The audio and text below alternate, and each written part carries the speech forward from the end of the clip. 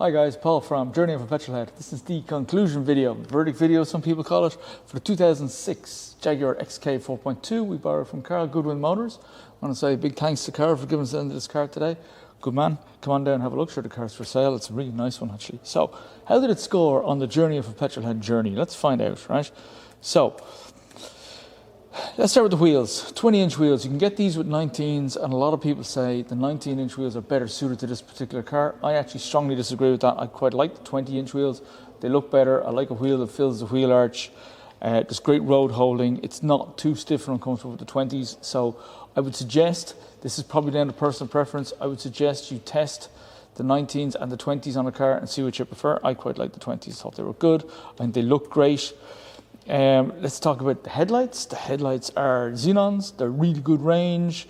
They're not fantastic headlights. They're well lit. They wash themselves. Great range. Good at night. We like that.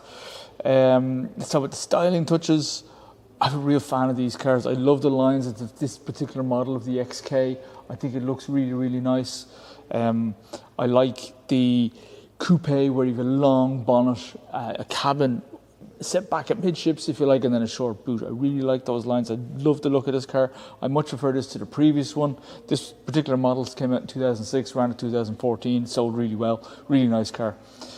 So I like the body lines. I like the body coloured bumpers. I like the whole stance of the car. I like the fact the rear wheel arches are wider. I think the whole thing is a really nice package. I really like the way it's put together.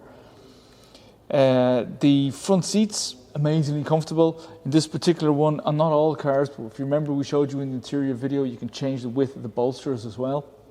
That's not standard on these cars. That's an addition in this particular model. That's really nice. You can move the seats in many ways. They're electric, they're heated, and they have 3 memory settings, and you also have the ability on the steering column, same as in the later XFs, where the column moves out of the way when you want to get out of the car. So we like it. We like the fact that we can lengthen the squab as well, which is unusual in most cars. So you can find a really, really comfortable driving position. It's very hard to not find a comfortable driving position. It's just really well put together. I do like that. The driving position is great.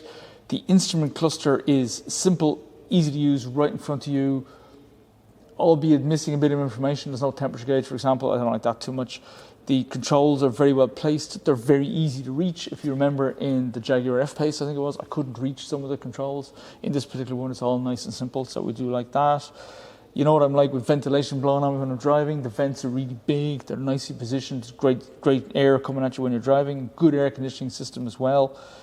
We like the fact that it's dual zone climate control too, and it's all touchscreen. Automatic wipers, lights and mirrors as usual. Touchscreen, cruise control. You can get adaptive cruise control in these too. It's not standard. This one doesn't particularly have it, but it's a nice idea.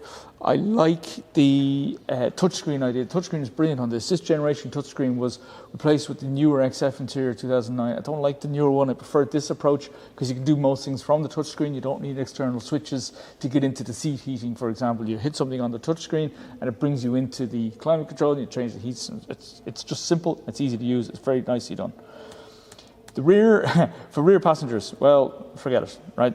There's no power sockets, there's no reading lights, armrests, there's no space really for people in the back. Unless you're small kids, fine, that's grand, you bring small kids with you. Grown adults won't fit in the back of this car. It was the same in previous models of the XK. It's just not a lot of room in the back. That's just the way it is. You don't buy this as a family car, so that's fine. Now, there's good headroom in the car. There's great visibility all around. There's parking sensors all around. The mirror is dim all around, including the external ones. There's a fantastic exhaust note. It's a real proper V8 with proper pipes, great exhaust sound coming out. None of this fake piped exhaust nonsense that we can't stand.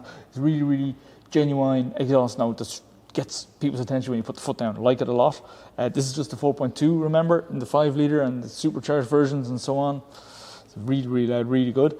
And the auto column move on the steering wheel, I like that, so it gets out of your way when you get out of the car. I don't like, there's no manual override on the J-Gate, which is a shame. We saw that there was on the old S-Type. If you remember, we took you through how that worked. You can't do that here. You have to use the paddle shift. The paddle shift is on the wheel. It's in the wrong place. Many, many people make this mistake. It's in the wrong place. It needs to be on the column, not on the wheel. And there's no temperature gauge. So this is something that Jaguar adopted in this dashboard. They just don't give you a temperature gauge.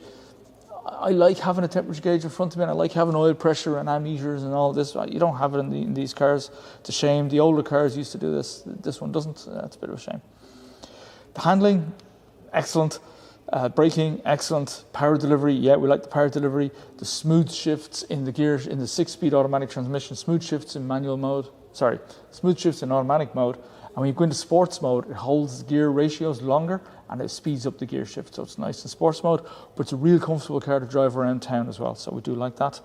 The gearbox ratios are perfectly judged for this engine, and it makes a real V8 noise when you want it to, and when you're just paddling around town, it doesn't. So it's perfectly set up actually as an everyday car. You could use this as an everyday car, which is really, really nice. From the mirrors, great view from the mirrors. Blind spots are small. Rear window visibility, the rear window is huge. Massive hatchback here with a big rear window. Parking sensors all around on the front and back.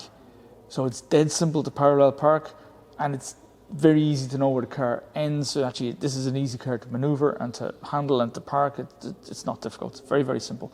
I really like, as I said earlier, when you're sitting in the car driving, you can actually see the design features along the bonnet. You can see the power bulge in the middle. You can see the wings.